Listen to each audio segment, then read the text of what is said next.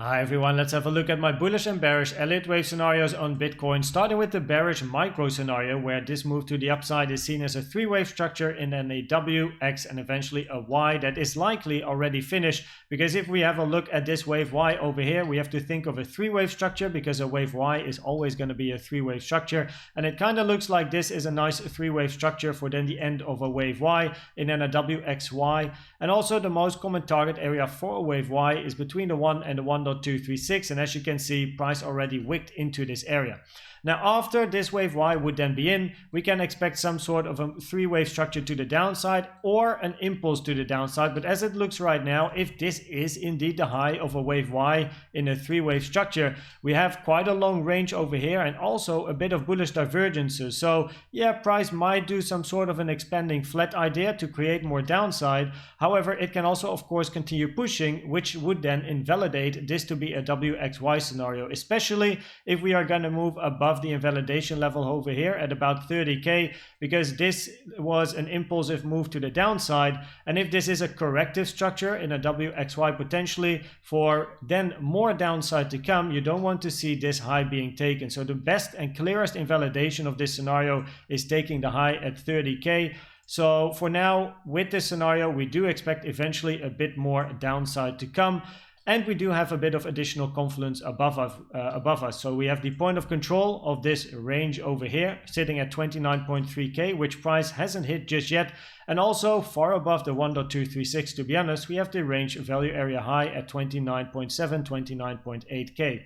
If we then do look at the low time frame CVD divergences, which I just mentioned, we have bullish divergences. So price over here moved to the downside, started to create this range, but eventually, as you can see if I zoom in, from this low over here, price managed to create a higher low, but on the CVD, this yellow line over here, actually a lower low as well as the blue line. So if we have a quick look, you can see while price is pushing and might actually invalidate this whole scenario in the video, but we have a bullish CVD divergence. If I move my cursor to the downside, to the yellow line, you can look to the right side right now and you will see that the CVD over here is lower, so creating bullish divergences for then this move to the upside, which already played out. So right in this video, the bullish CVD divergences played out. Why? Because we took this high over here. So price is potentially already invalidating this scenario, especially if it is gonna continue pushing. So we have to wait and see, right? Now the more bullish scenario, which might be the one playing out, because hey, we don't know of course with this move to the upside now, this is a wave 1, and this then is considered a 1, 2, 3, 4, 5. So this wave 4 is quite short, maybe some sort of a WXY over here, but a 1, 2, 3, 4, 5 wave count and then a wave 1, followed by a 3-wave move in a wave 2, and then now we are working on a wave 3 to the upside. So in this scenario, you do want price to move to the upside, and the minimum target usually for wave 3 is the 1.618. However, wave 3 can be quite extended, so you also see the other targets that we have to the upside.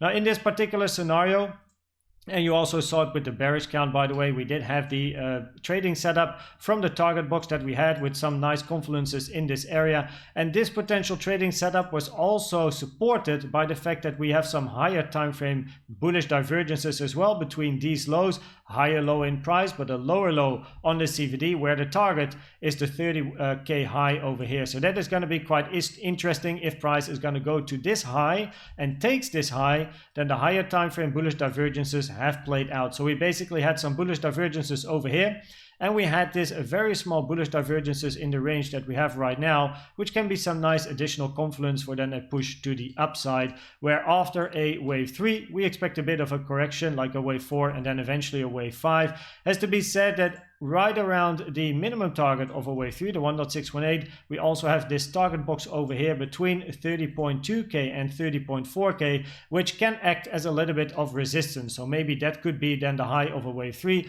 or of course it's going to be completely ignored and we're just going to push right through. However, there is some resistance over here that has not yet been touched because price decided to reject right here, and usually I do like my target boxes to be touched, so it would be nice if price moves to the upside, let the bullish CVD on the higher time frame play out by taking the 30k high, reaching my target box over here, and then we have to wait and see what price does.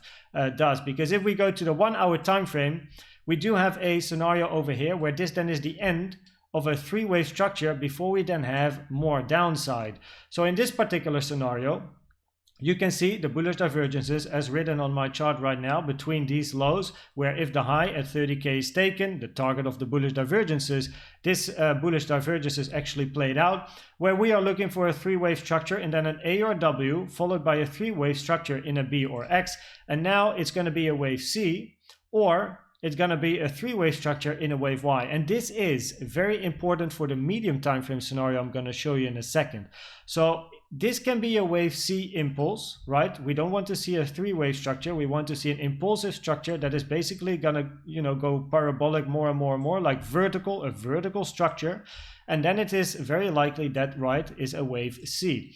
Now, if this is an ABC, and this then being an ABC, the one-to-one, the higher one-to-one over here at about 30.7k is an interesting target for a wave C, because wave A and wave C tend to be quite similar in length. So therefore the one-to-one over here is an interesting target. As you can see, it is a little bit above the blue target box and also above the bullish divergences as well as a double top. And we have some highs over here as well. But this is definitely an interesting target. However, if this is an impulse and volume is going to increase, it can of course continue to the upside. And that is important because then we do have this scenario over here that if price is going to continue moving to the upside and the target area for a wave C is going to be invalidated because price just continues pushing, then this is a scenario I look at on the medium time frame, where this then is a three-wave structure in an A followed by an ABC, where wave C is not going to end at one of the more common targets of a wave C, right? The one-to-one at basically 30.7k. However, it will then continue to maybe the rare target of a wave C, which is the 1.618, which as you can see is right inside the most common target area for a wave B, which is between the 1.236 and the 1.38, taken from the high over here to the low of this wave A. So there's some nice confluence in this area, as well as the 2022 range highs at 32.4k. So maybe a little bit of a liquidity grab before then a bigger impulsive move to the downside.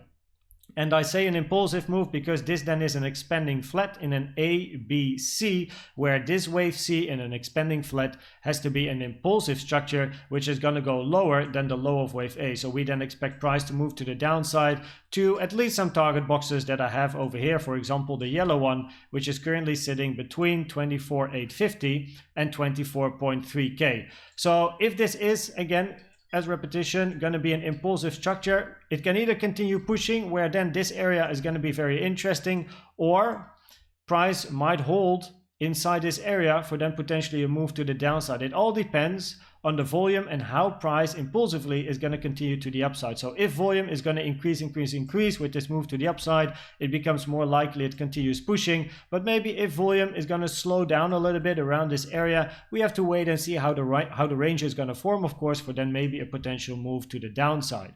And if we then do look at a potential move to the downside, and I grab for you the medium time frame scenario, then we have this as a 5-wave structure in a wave A, so a 1, 2, 3, 4, 5 in a wave A, followed by a 3-wave structure over here, and then a green wave B, and eventually a move to the downside in a wave C. So this is then the high that is going to be made with either a wave C or a 3-wave Y, right? Because if this is a W, X, Y, we want to see a 3-wave structure in this wave Y. And that is the big difference. If we are going to get a 3-wave structure over here, this scenario becomes a lot more likely. If this is going to be an impulsive structure, we have to wait and see how the impulse is going to form in order to know if price is going to stop over here or continue pushing and go to the higher scenario that I've just shown you. So it's quite important to see and wait and see if this is going to be an impulsive structure or a 3-wave structure, right? But in this scenario, if price is going to come over here, depending on how it arrives to this area, we have a potential short setup entering over here, stop loss, clear invalidation, 31k for then a potential move to the downside. Of course, no financial advice, but it is at least good to have this in mind. And this is then the scenarios that I wanted to show you, where if we look at the news today, there's not too much news going on, no high impact news at least.